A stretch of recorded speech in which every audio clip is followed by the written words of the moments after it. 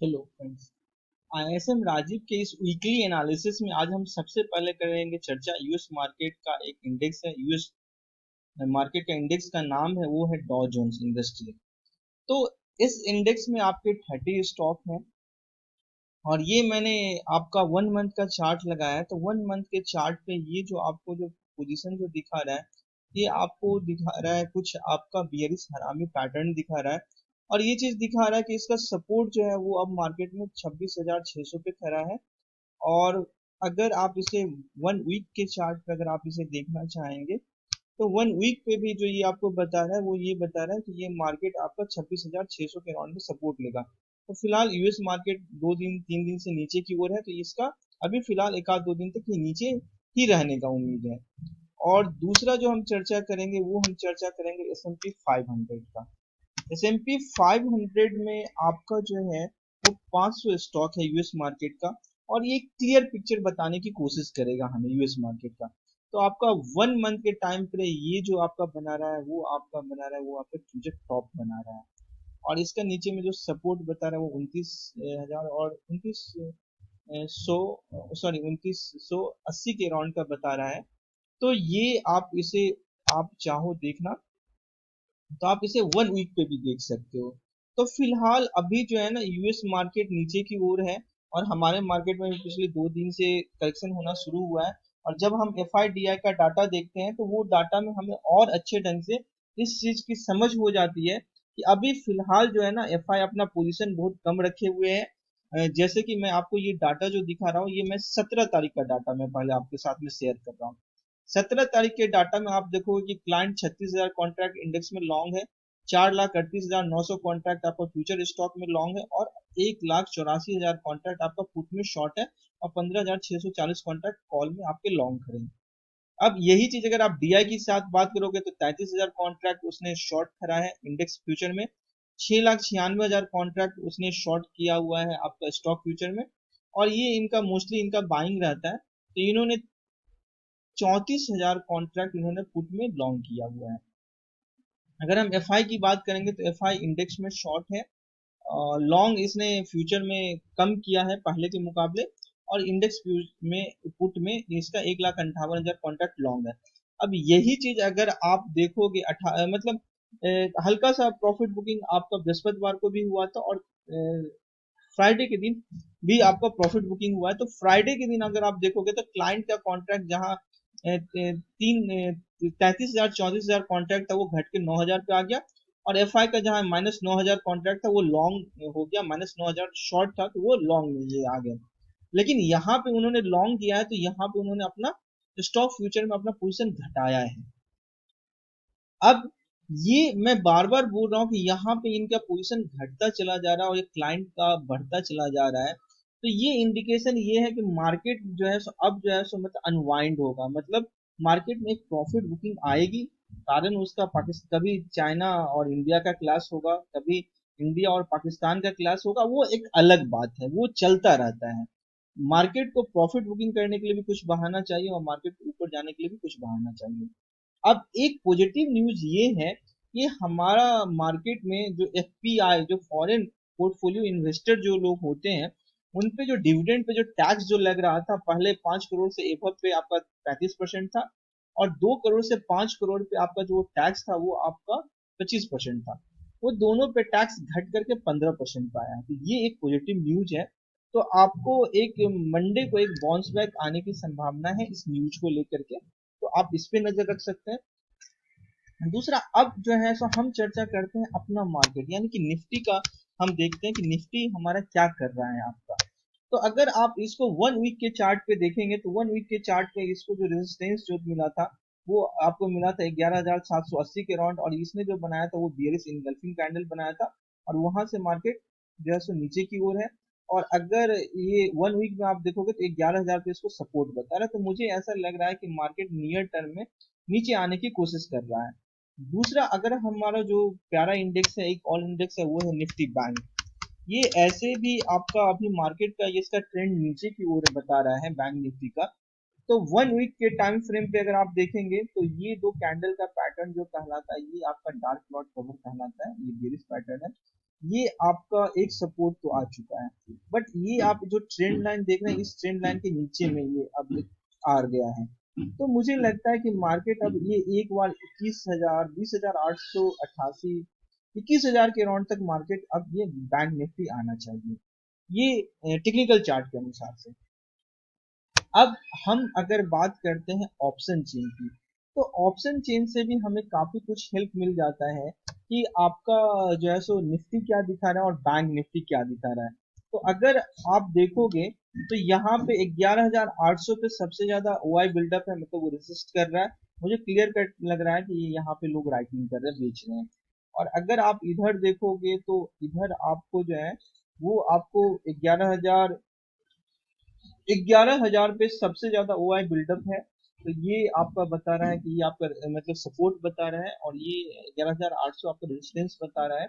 तो इसकी मदद से आप ये चीज समझ सकते हैं। और यही चीज अगर हम बैंक निफ्टी की बात करते हैं, तो बैंक निफ्टी की ओआई क्या बता रहा है, इसकी मदद से हम ये समझ सकते हैं कि बैंक निफ्टी का सपोर्ट एंड रेजिस्टेंस क्या होगा। तो जैसे कि चार्ट में दिख रहा था 21,000, तो इसमें भी आपको यही चीज दिख रहा है कि एक बार मार्केट में जैसे यहाँ पे सबसे ज्यादा ओआई बिल्डअप दिखा रहा है। बट मुझे लग रहा है कि शॉर्ट टर्म के लिए मार्केट आपका 21,500 के लिए खड़ा है, तो इस पे हम नजर रख सकते हैं। और ऊपर की अगर हम बात करते हैं तो 22,500 पे सबसे ज्यादा इधर आपका दिखा रहा है ओआई बिल्डअप है, मतलब वो रेजिस्टेंस है। तो एक बार मार्केट बाउंस बैक करता है और 22,500 तक जाता है और उसको क्रॉस नहीं करता है, तो वो आपके लिए सबसे अच्छी शॉर्टिंग अपॉर्चुनिटी हो सकती है। अब जो हम बात करेंगे वो हम बात करेंगे कि हमारा जो एडवाइजरी ग्रुप है, जिसका चार्ज मात्र 1,000 रुपया मंथ है, उस ग्रुप ने इस वीक में कैसा परफॉर्म किया, तो आइए हम उसकी चर्चा करें। ये मंडे को हमने पहला जो कॉल दिया था वो ईआईडी पैरी का कॉल दिया था, और हमने ये कहा था कि ये जब माइल्ड करेक्ट होगा तब एंट्री करेंगे। अराउंड 305 के अराउंड में मैंने एंट्री करने के लिए बोला था, और अदरवाइज मैंने कहा था कि आप वेट करो। और sure short call Amaraja battery का 10 बजे में मैंने दिया था, और मैंने कहा था कि एसएल इसका 758 होगा। और जिस टाइम में मैंने कॉल दिया था उस टाइम में ये 760 61 62 चल रहा था। पहला टारगेट 770, दूसरा 780 था। और मैंने ये भी कहा था कि थोड़ा सा अमराजा परेशान करेगा, तो आप इसको कर सकते हो। और जो रिस्की ट्रेडर थे मैंने उनके लिए कहा था कि बालाजी माइन में आप 5 रुपए एसएल के साथ में इसको कर सकते हैं। अदरवाइज आपको कोई जरूरत नहीं है, जो रिस्की ट्रेडर नहीं वो रिस्क नहीं ले सकते हैं। अब दूसरा मैंने ये कहा था कि आपका अमर राजा के लिए मैंने कहा था कि इसका टारगेट अचीव हो गया था, तो मैंने कहा था कि इसका आप बुक प्रॉफिट कर लो। तो एक तो ये चीज आपका ये मैंने आपको बता दिया। दूसरा चीज अगर आप हम इससे आगे की जो बात करेंगे, तो इसमें हमने उस दिन जो है सो कुछ स्टॉकों में और काम किया था। इसमें एक था आपका मदरसन के लिए, मैंने कहा था कि अगर ये माइल्ड करेक्ट होगा तो आप इसमें एंट्री कर सकते हो। टारगेट इसका 120 था, इस टाइम में ये 118 के राउंड में चल रहा था।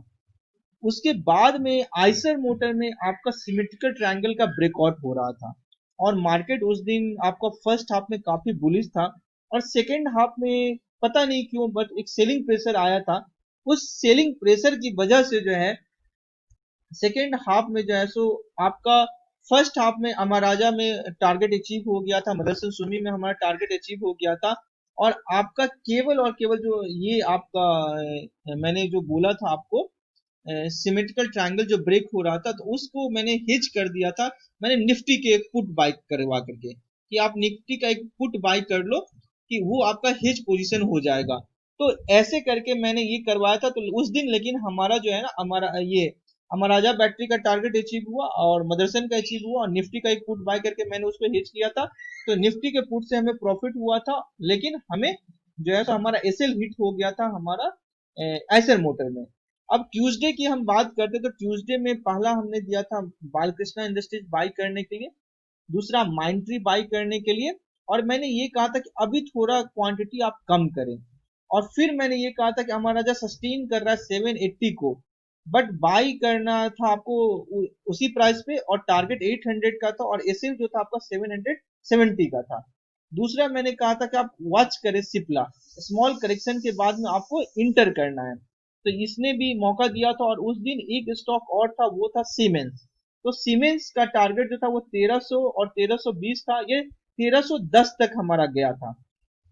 और मैंने कहा था कि सिप्ला को आप देख लो, सिप्ला मूव कर रहा है। अब बाल कृष्णा को मैंने कहा था कि आप बाल कृष्णा में जो मेरा एसएल था वो एसएल हिट हो गया, और उसके बाद में वो स्टॉक रॉकेट बन गया। और सिप्ला में उस दिन आपका टारगेट अचीव हो गया। फर्स्ट टारगेट जो है वो आपका सीमेंस में अचीव हो गया। और मैंने लुपिन को मैंने खुद काम किया था, गलती से मैं इसमें मैसेज दिया कि बुक पार्शियल प्रॉफिट कर लो, एक्चुअली मैं इस पे आपका कॉल देना भूल गया था। अब अमराजा को मैंने कहा था कि आप बाई कर सकते हैं, होल्डिंग के लिए मैंने कहा था क्या इसको आप बाई करके रख भी सकते हैं, और इसका टारगेट जो होगा वो 785 800 होगा। और 1:30 बजे में मैंने कहा था कि अब जो है सो आप कुछ मत करो, अब आप आज के पोजीशन से एग्जिट हो जाओ, क्योंकि सेकंड हाफ में फिर एक सेलिंग पोजीशन आ सकती है। और मैंने नेक्स्ट डे के लिए कहा था कि कुछ क्वांटिटी अगर बाइंग का अगर आप चाहते हो तो बाय करके आप होल्ड कर सकते हो, अदरवाइज छोड़ दीजिए। अब नेक्स्ट डे वेडनेसडे की अगर हम बात करेंगे, तो वेडनेसडे का पहला जो आपका था वो था महिंद्रा एंड महिंद्रा का टारगेट 645 था। बट मैंने कहा था कि स्मॉल करेक्शन होगा तब, और ये मुश्किल से 5 से 10 मिनट में इसका टारगेट अचीव हो गया था 645। दूसरा मैंने कहा था बजाज ऑटो आप बाय करें, टारगेट इसका जो है 3069 का था, एसएल आपका 3000 का था। ये 3050 रुपया तक गया था, और ये 2 बार गया था। तो इसमें जो है सो आपका मतलब 2 बार आपको मौका मिले थे, बट ये 3070 तक नहीं गया, ये 3050 तक गया था। और महिंद्रा ने अपना टारगेट अचीव कर लिया था। अब हम जो बात कर रहे थे वो हम बात कर रहे थे थर्सडे को। तो थर्सडे के दिन हमने जो है सो आपको एक पुट बाय करवाया था, और पुट ने जो है सो फर्स्ट हाफ में टारगेट आपका अचीव हो गया था आपका 82 पे, और मैंने कहा था एसएल 50 का रखने के लिए और 160 के लिए। तो ये 160 नहीं गया था, ये 120 तक गया था। तो एक तो ये चीज था। दूसरा चीज मैंने कहा था कि अगर आप हिंडाल्को को सेल करना चाहते तो सेल करिए, इसका टारगेट 176 है, एसएल 180 का था। और ये हिंडाल्को उस टाइम में 178 चल रहा था, और मैंने टारगेट भी रिवाइज करवाया था, और मैंने कहा था अगर ये ऊपर आता है 179.50 के राउंड तो आप यहाँ पे और ज्यादा सेल कर सकते हैं। और इसमें जो है ना ये दोनों टारगेट ये अचीव हो गया था, आपका 176 का भी टारगेट अचीव हो गया था, और मैंने 177 पे थोड़ा सा कहा था कि आप पार्सली प्रॉफिट बुक भी कर सकते हैं। अब हम बात करते हैं फ्राइडे के दिन। तो फ्राइडे के दिन पहला जो था हमारा वो ग्लेनमार्क था, 505 का एसएल के साथ में 520 का था। ये टारगेट आपका अचीव हो गया। मारुति मैंने बाय करवाया था आपका एसएल 7060 पे, तो यहाँ पे एसएल हिट हो गया था आपका। दूसरा उसके बाद में मैं करवाया था सन फर्मा का 527 का एसएल लेकर के 540 का टारगेट था, और ये 535 तक गया था। तो कुल मिलाकर के हमारा ये जो है ना पिछले सप्ताह का था स्टॉक का हमारा जो पोजीशन जो हमने बनाया था इंट्राडे में जो कॉल दिया था, उसका एक छोटा सा रिव्यू हमने दिया था। अगर किसी को लगता है कि मुझे एडवाइजरी लेना चाहिए तो 1,000 रुपया मात्र इसका चार्ज है, और वो इस चार्ज पे अवेल करके इसको ले सकता है। डेली का करीब 50 रुपया बैठेगा, तो वो कर सकता है। बाकी आप सभी लोगों का बहुत बहुत धन्यवाद। Thank you.